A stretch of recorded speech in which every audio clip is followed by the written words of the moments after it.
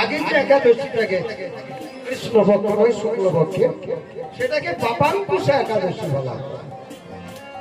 পাপাঙ্কুশা একাদশী ঠিক তারপরে উত্থান একাদশী।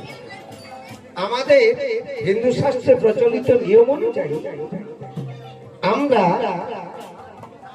রথযাত্রা লোকারণ্য ভক্ত নামটায় করিছে প্রণাম।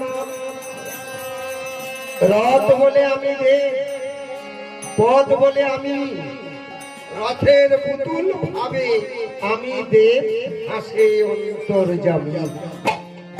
তাহলে কে কে কে রথযাত্রা ছিল?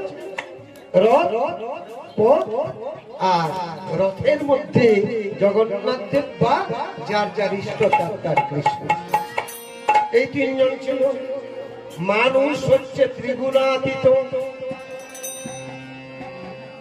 তার রথটাও প্রস্তুত হয়ে আছে। রথের কতটি চাকা? আগে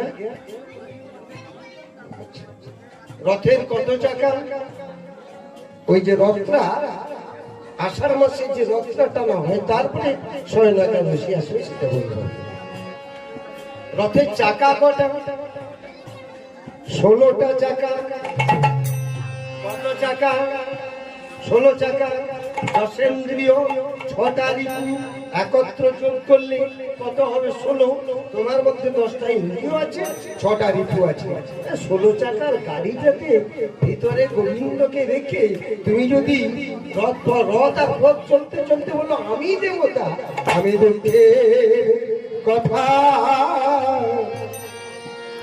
কারে